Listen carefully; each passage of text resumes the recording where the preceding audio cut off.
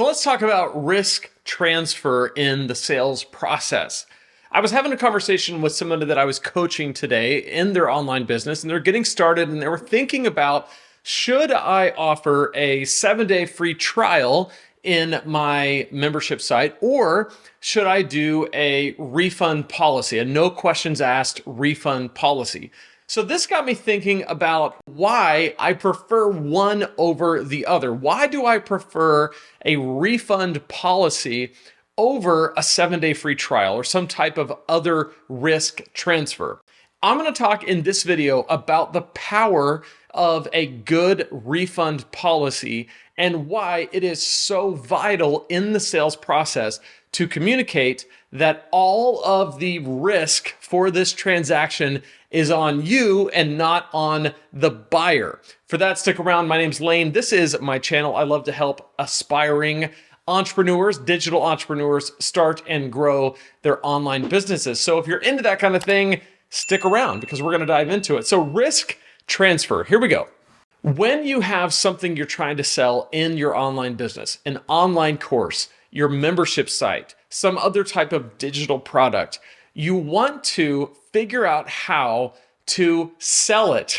Isn't that novel, right? Like people come to the sales page and they're like, should I buy this? Your job as the course creator, your job as the membership site owner is to get that person to make a decision, a buying decision. Now, the course is not going to be for everybody and the membership site's not going to be for everybody. So it's not like you want 100% of people to buy and you're trying to manipulate them into doing that. No, that is not what we're doing here. We do not manipulate. What we do is we try to figure out if this person is the type of person that would benefit from buying my course, like they are exactly who this course is designed for. And I know that it's going to bring about the kind of transformation that only this course could bring about in their life, in their business, learning this skill, learning this thing, whatever the case. Then my job in this sales process, my sales page, my sales video, my sales funnel, the checkout page, all of it, my job is to help them make that decision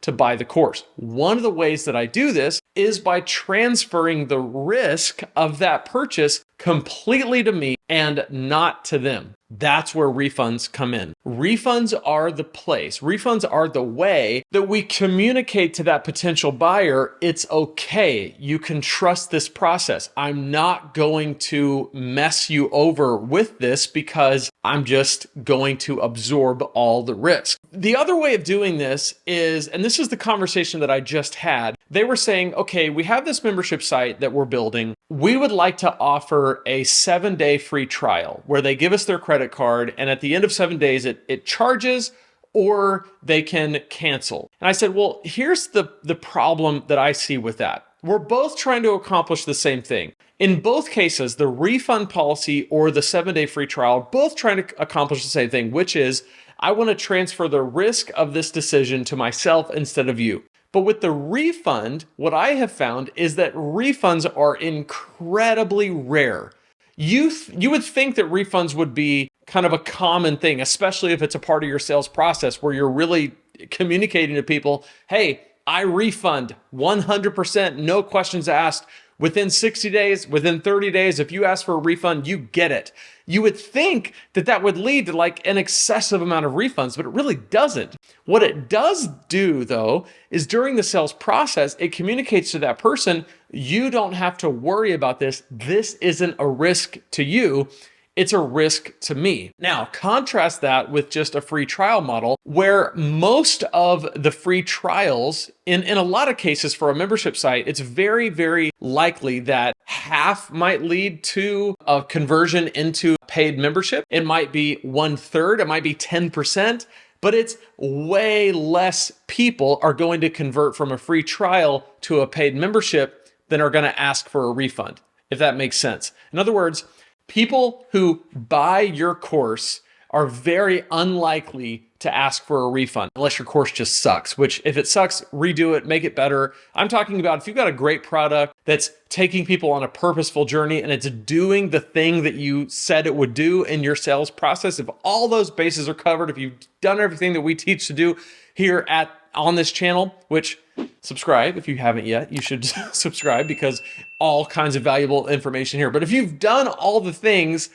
that you're supposed to do to make the course awesome, then you are just not going to get as many refund requests as you would think. But free trials are very hard to convert into paid memberships, even if it's automatic. People have a tendency to cancel, or if they forget to cancel, then they're asking for a refund because I forgot to cancel. I didn't really want to buy this. I didn't really want to actually pay you. I was just kind of putting my feet in the water. I just don't like that model. I much prefer to say, pay me up front and I am transferring 100% of the risk to myself. Now, let's talk about the fear that some people have about refunds, because this is a common hesitancy that a lot of course creators have, where they say, man, if I talk too much about my refund, if it becomes a selling point, if it becomes something that I talk too much about, then people are just going to take advantage of me. They're going to come into my course, they're going to take it, they're going to do it for 30 days, then they're going to say, give me my refund. And yes, that is definitely a possibility. However, it is incredibly unlikely and incredibly rare. I can say this from 2 different online businesses and 2 different niches. Most people are just not bad people. They don't treat you, they don't mistreat you like that. Most people don't have any desire to whip their credit card out, put $200 in there, $400, give you $400 just to rent your course for a little bit, then ask for all the money back and really take advantage of you. Most people. Now, some will, but what happens when you offer a 100% no questions asked refund in the sales process is that your conversions actually go up. So the amount of people that are going to take advantage of you might be very, very low, but the amount of people that actually take you up on the offer increase because now you've transferred the risk. They have less to worry about. This was really built out in Robert Cialdini's book called Influence, and also in Alex Hormozi's book called $100 Million Offers. This is a massive part of persuasion and a massive part of sales psychology. People don't want to enter into something that's risky. And as the online business owner, as the course creator, if you absorb that risk, if you transfer that risk to yourself, you're basically communicating to that person, you don't have to worry. That is far more valuable to the sales process. It's far more effective at getting conversions than saying, oh, you can't have a refund, or you got to show your work. You got to show that you've done it. Those are all fine. I've seen people do that kind of thing and do it really well. My preference is a no questions asked, and I honor those. I very rarely get refund requests, but when I do, I send those things as soon as I read the email. I read the email, I go, oh, I hate these emails. Like, I literally hate giving refunds. I hate it more than anything. I can't think of anything worse than giving a refund on something that somebody bought for me. But I do it, and I do it with a smile on my face, and I do it immediately. And to that person, I make it seem like it's the most fun I've had all day, but I hate it so much. But I honor what I said I would do so that that person, even if it wasn't for them, even if maybe they spent the money without thinking about it and they were like, oh man, I spent $400 on this course. I need that money back. They get the money back. I send them the refund. They're going to at least acknowledge to their friends, to the people, if my name comes up, they're going to say, you know what? It wasn't for me, but I got to say, that dude gave me his money back like right away. I mean, no questions asked. He said it was going to be that way, and it was that way. That's the way I want to do business. That's the way I want to achieve goodwill with the people who follow me. I think it increases conversions. I think it increases sales. It helps people make that buying decision if they're in my target audience. And occasionally I get asked for a refund. It's all part of it. I think overall, you make more money by transferring the risk to yourself, not less, even if you get a little bit of refunds along the way. So that's my 2 cents on refunds. I would love to know what you think in the comments below. What kind of refund policy do you have, or do you plan to have when you launch your course? And I would like to point you to this video right here, where we'll go more in depth into the sales process with how to write sales copy that's effective. So click right there and I'll see you in that video, and we'll talk more about selling your online course.